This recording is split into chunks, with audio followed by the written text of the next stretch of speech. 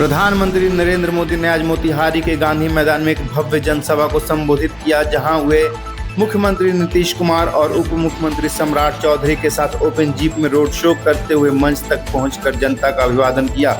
इस दौरान पीएम मोदी ने 7,000 करोड़ रुपए की लागत से जुड़ी विभिन्न विकास परियोजनाओं का लोकार्पण और शिलान्यास किया। साथ ही 4 नई अमृत भारत एक्सप्रेस ट्रेनों को भी वर्चुअल हरी झंडी दिखाई। अपने भाषण के अंत में उन्होंने बनाएंगे नया बिहार, फिर एनडीए सरकार का नारा देते हुए बिहार के विकास के संकल्प को दोहराया। विपक्ष पर तीखा हमला बोलते हुए उन्होंने कहा कि पहले के शासन में गरीबों को पक्का घर मिलना सपना था और लोग डर के माहौल में जीते थे।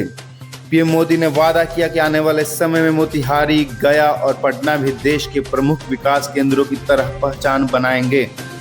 आज की पीढ़ी को जानना जरूरी है कि बिहार 2 दशक पहले किस तरह हताशा में डूबा हुआ था।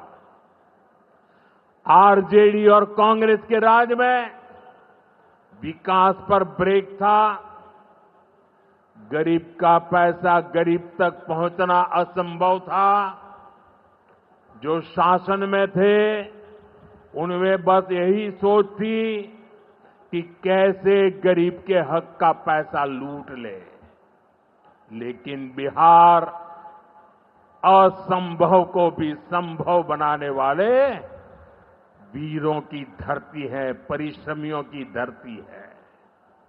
आप लोगों ने इस धरती को आरजेडी और कांग्रेस की बेड़ियों से मुक्त किया, असंभव को संभव बनाया। उसी का परिणाम है आज बिहार में गरीब कल्याण की योजनाएं सीधे गरीबों तक पहुंच रही है। पिछले 11 वर्षों में पीएम आवास योजना के तहत देश में गरीबों के लिए 4 करोड़ से ज्यादा घर बनाए गए हैं। इनमें से करीब 60 लाख घर अकेले बिहार में गरीबों के लिए बनाए गए हैं।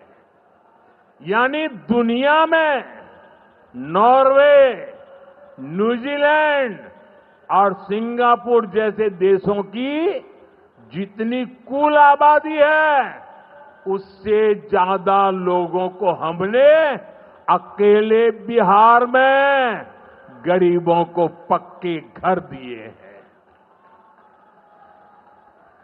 बिहार से आगे जाके मैं बताता हूं, हमारे अकेले मोतिहारी जिले में ही 3 लाख के करीब हमारे गरीब परिवारों को पक्के घर मिले और ये गिनती लगातार तेजी से आगे बढ़ रही है।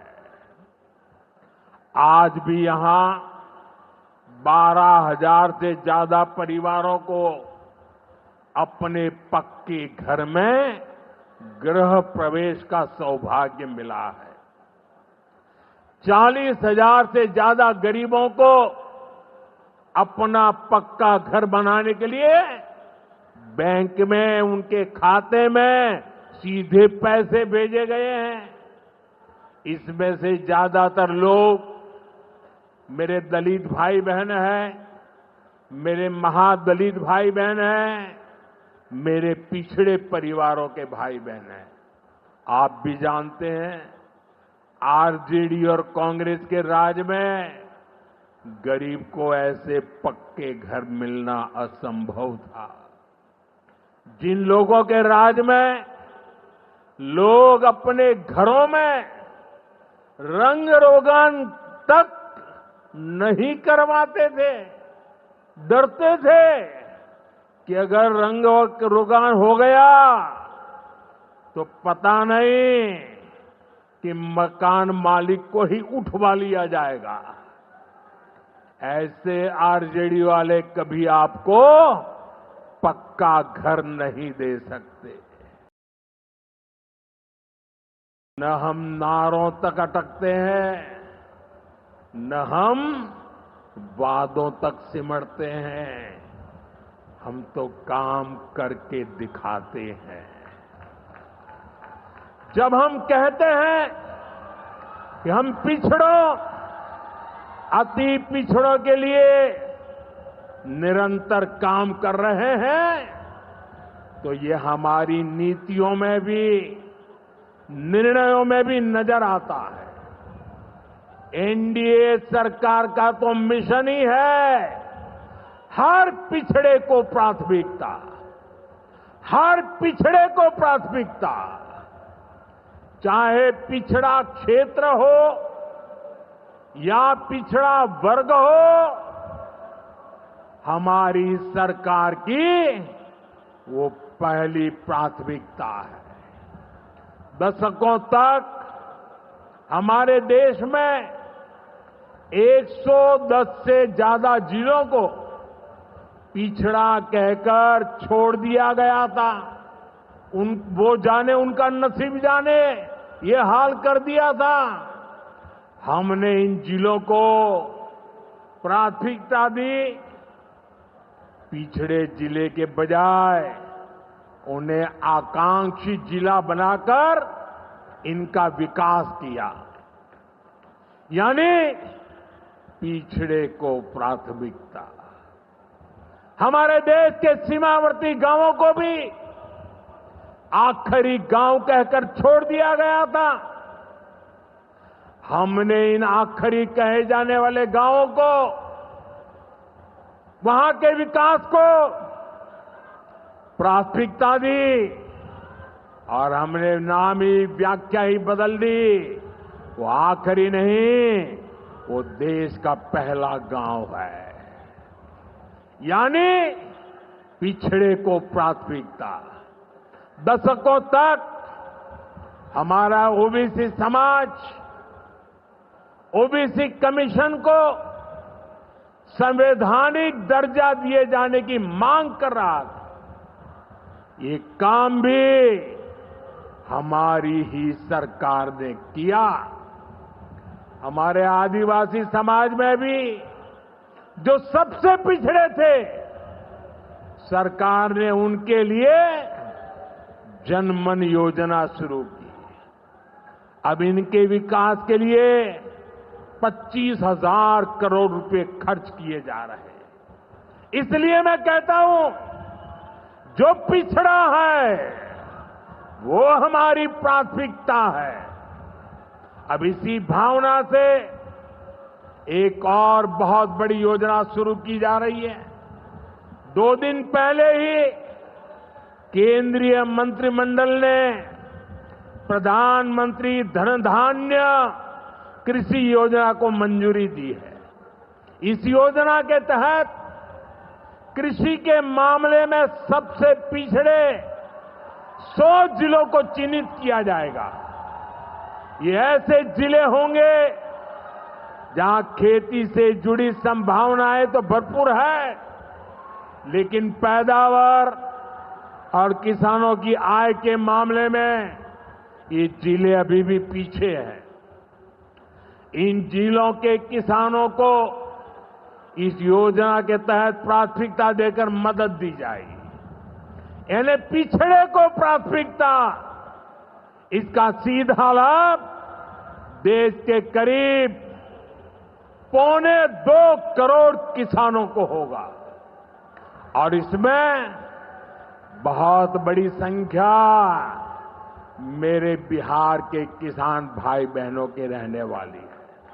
साथियों, भाजपा और एनडीए का विजन है, जब बिहार आगे बढ़ेगा तभी देश आगे बढ़ेगा, और बिहार तब आगे बढ़ेगा जब बिहार का युवा आगे बढ़ेगा।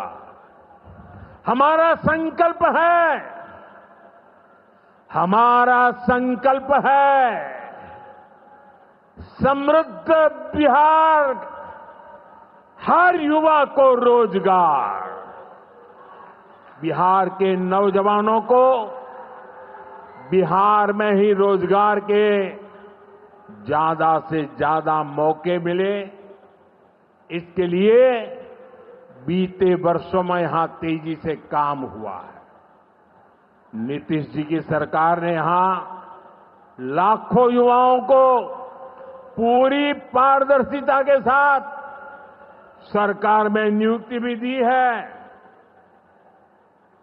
नीतीश जी ने अभी बिहार के नौजवानों को रोजगार के लिए भी नए निश्चय भी लिए हैं। केंद्र सरकार कंधे से कंधा मिलाकर उनका साथ दे रही है। साथियों, कुछ दिन पहले केंद्र सरकार ने एक बड़ी योजना को मंजूरी दी। इस योजना के तहत प्राइवेट कंपनी में पहली बार नियुक्त पाने वाले, जिसको पहली बार मौका मिलेगा, उसको 15,000 रुपया केंद्र सरकार की तरफ से दिया जाएगा। कुछ दिनों बाद 1 अगस्त से ही ये योजना लागू होने जा रही है। इस पर केंद्र सरकार 1 लाख करोड़ रुपया खर्च करने वाली है।